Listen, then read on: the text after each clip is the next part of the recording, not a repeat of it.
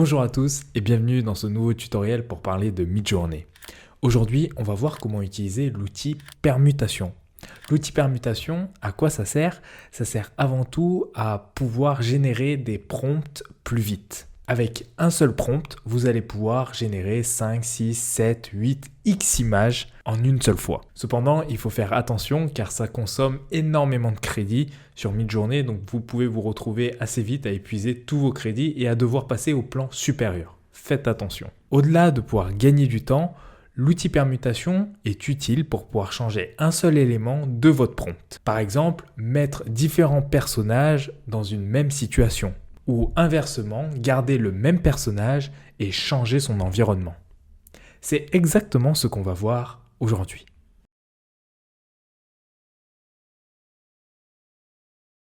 Tout d'abord, pour pouvoir utiliser l'outil permutation au mieux, il va vous falloir créer un prompt dont la structure est vraiment intentionnelle. Je m'explique. Ici, mon idée était de créer des images de l'univers DC ou de Marvel dans un style de Wes Anderson.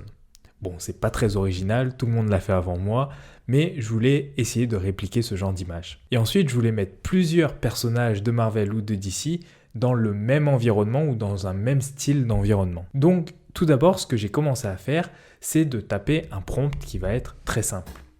En l'occurrence, j'ai commencé par Batman et je me suis dit, je vais mettre simplement Batman in the style of Wes Anderson. Batman dans le style de Wes Anderson. Puis, modification assez simple pour améliorer mon prompt, j'ai changé le ratio et je suis passé en 16/9. J'ai également utilisé le mot movie au sein de mon prompt afin d'influencer légèrement la composition et qu'il sache bien que j'ai envie d'avoir une image qui ressemble à une image de film. Maintenant que j'ai mon sujet, ensuite dans mon prompt, j'ai voulu ajouter un environnement, un lieu. Donc là, j'ai demandé à Midjourney de placer Batman dans une chambre d'hôtel. Et puis, pour terminer le prompt, j'ai ajouté quelques paramètres qui viennent améliorer la qualité de l'image et améliorer un petit peu mon rendu, mais c'est pas vraiment le plus important. Honnêtement, dès la deuxième image, j'étais plutôt satisfait du résultat. J'ai simplement peaufiné mon image pour avoir vraiment ce que je voulais. Mais c'est pas tout à fait ce qui nous intéresse. Ce qui nous intéresse, c'est la structure. Dans la structure, on a 5 parties. On a d'abord le sujet, ensuite on a l'artiste, ensuite on a le lieu, quatrièmement on a le style, et puis on a les paramètres. Du moins le paramètre en l'occurrence. Ce qui est intéressant dans ce prompt, et c'est ce que je vous invite à faire si vous utilisez l'outil permutation, c'est de bien construire votre prompt de manière à pouvoir changer facilement un élément du prompt, que ce soit le sujet, l'artiste, le lieu ou le style. Par exemple, vous pouvez très facilement changer le réalisateur ici et passer de Wes Anderson à David Fincher. Ou encore changer le lieu, de passer d'une chambre d'hôtel à un café vintage. Mettons-le en application.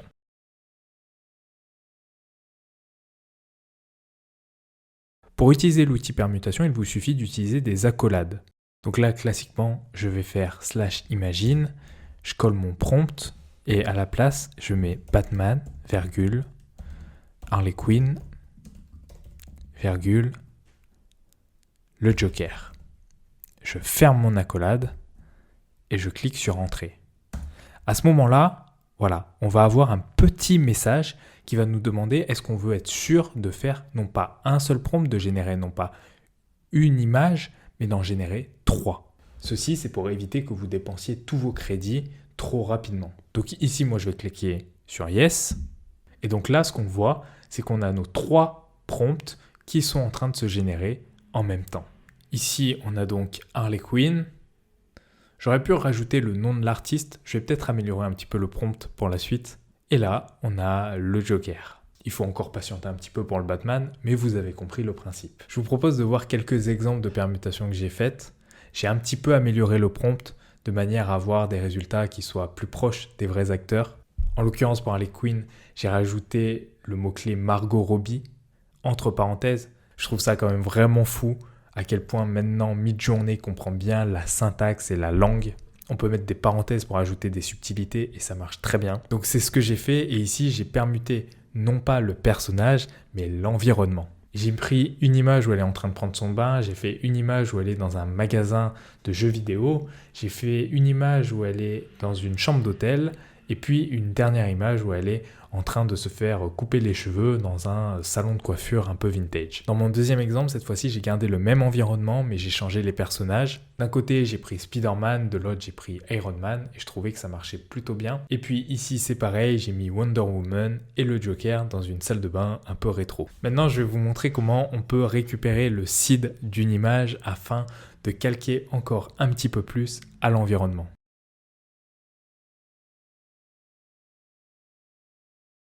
Donc là, disons que j'aime bien cette image numéro 2, donc je l'ai upscale.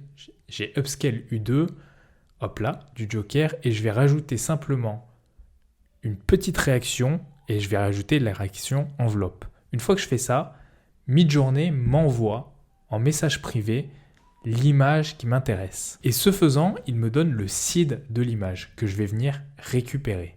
Et donc c'est exactement ce que j'avais fait avec cette image.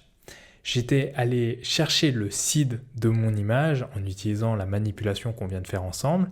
Et puis ensuite, vous voyez, je l'ai ajouté à la fin de mon prompt d'origine en utilisant à la fois l'outil permutation pour changer les environnements, donc ici dans une cuisine et ici dans un café. Et il est venu s'inspirer à la fois du profil qu'on avait auparavant, des traits de caractère du personnage. Je trouve que ça se voit particulièrement dans la deuxième image où il est dans un café, mais aussi un petit peu de l'ambiance. Voilà pour ce tutoriel, j'espère que vous avez apprécié la vidéo et que ça vous aidera prochainement à créer vos images. Je trouve que c'est surtout utile pour créer des images au sein d'une série. Par exemple, si vous faites une série de photos architecturales, comme on fera la semaine prochaine, eh bien vous pouvez aller générer plusieurs pièces d'une maison ou plusieurs vues d'une maison, ou à la fois l'intérieur et à la fois l'extérieur. Ça peut être aussi utile si vous faites des storyboards et que vous voulez mettre en scène un personnage dans différentes situations. À ce sujet, n'hésitez pas à aller voir mon précédent tutoriel si ça vous intéresse. Merci d'avoir regardé cette vidéo, n'oubliez pas de vous abonner si vous ne voulez pas louper les prochaines, et sur ce je vous souhaite une bonne journée, une bonne soirée et à bientôt. Salut!